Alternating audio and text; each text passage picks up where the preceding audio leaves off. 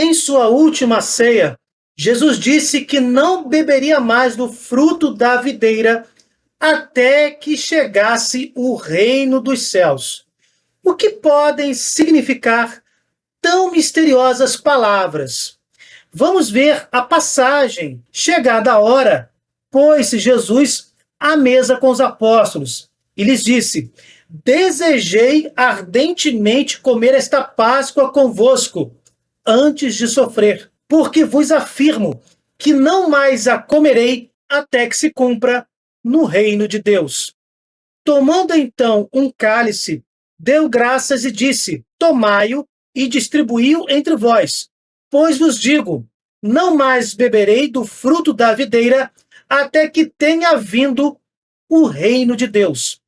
Depois, tomando o pão e dando graças, partiu e deu, dizendo-lhes: Isto é o meu corpo, que será entregue por vós. Fazei isto em memória de mim. Fez o mesmo com o cálice no fim da ceia, dizendo: Este cálice é a nova aliança no meu sangue, que será derramado por vós.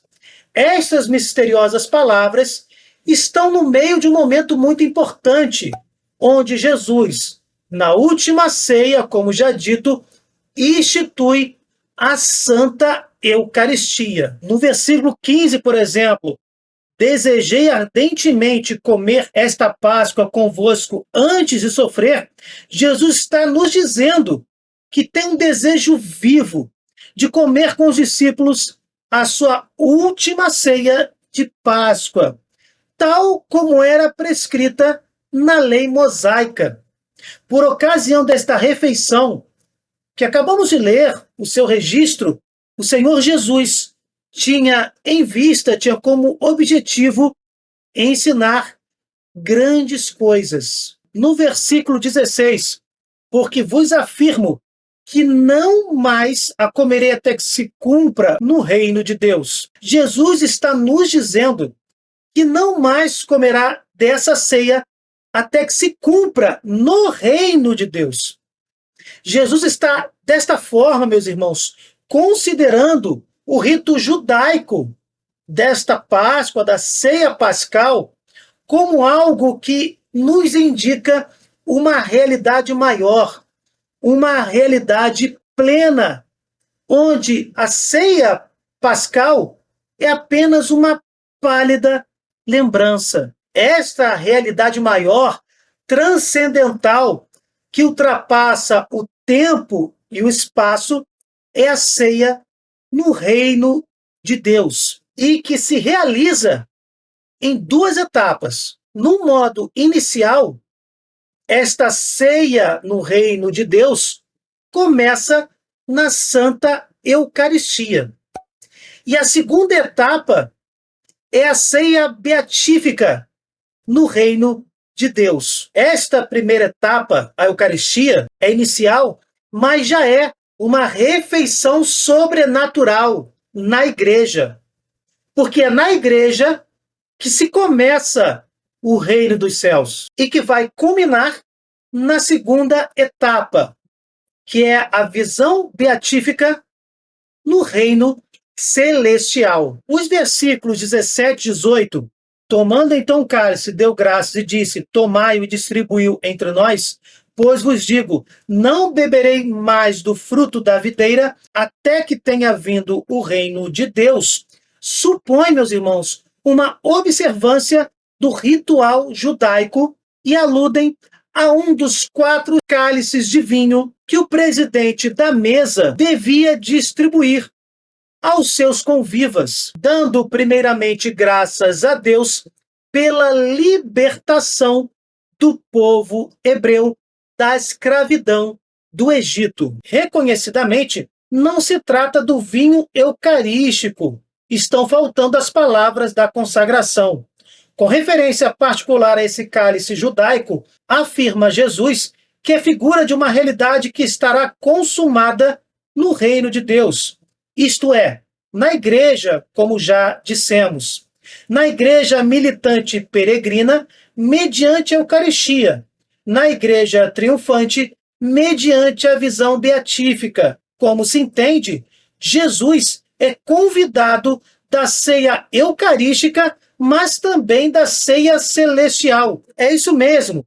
Jesus é participante da ceia eucarística e da ceia celestial. No entanto, na glória, Jesus glorioso, não come nem bebe, mas se entrega em uma união íntima aos seus fiéis. E esta realidade já começa na comunhão eucarística, onde o Senhor Jesus se faz pão espiritual e se dá em alimento para a nossa salvação. Em outras palavras, Jesus está nos dizendo que não vai comer do fruto da videira, como está nos versículos 17 e 18, se referindo ao ritual judaico. A ceia pascal, a ceia da antiga aliança, que lembra a libertação do povo hebreu da escravidão do Egito, como já mencionado, é uma pálida lembrança. Este vinho do ritual judaico é substituído pelo vinho consagrado, que se torna verdadeiramente o sangue de Jesus, o sangue do homem-deus, que é derramado por nós no sacrifício da cruz. Jesus distribui o pão eucarístico como sendo a sua carne imolada, a carne do verdadeiro Cordeiro que tira os pecados do mundo. Da mesma forma, Jesus distribui o vinho eucarístico como sendo seu sangue derramado para selar nova aliança, da qual a aliança do Sinai era mero prenúncio. É por isso que no versículo 20, Lucas registra: fez o mesmo com o cálice no fim da ceia, dizendo: este cálice é a nova aliança no meu sangue, que será derramado por vós. Temos aqui palavras misteriosas que nos indicam que a ceia pascal está sendo como que substituída ou tendo uma plena consumação. A sua importância dá lugar à nova refeição, à nova ceia, a ceia eucarística. Desta maneira, o evangelista Lucas nos referiu à instituição da Santíssima Eucaristia, colocando-a plenamente sobre o seu fundo judaico e fazendo ressaltar o seu caráter de consumação de realidades alegóricas antigas. São Mateus, no seu capítulo 26, verso 20, e São Marcos, no seu capítulo 14, verso 25, só depois das palavras da consagração, e não antes, como faz São Lucas, referiram a alusão ao reino de Deus, no qual Jesus beberia de um vinho novo. A ordem observada pelo terceiro evangelista, por São Lucas, parece corresponder melhor à série dos acontecimentos verificados na última ceia.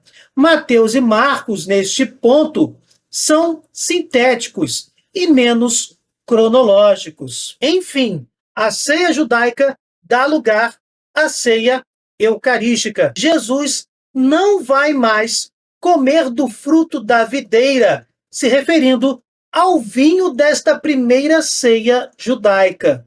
Agora, nós temos a ceia eucarística, refeição sobrenatural da igreja, como já mencionamos, e que vai ser consumada plenamente no reino dos céus, na visão beatífica, onde veremos o próprio Deus face a face. Jesus sacramentado, nosso Deus amado. Se vocês gostaram, deixem o seu like, compartilhem, cliquem no sininho, se inscrevam no canal.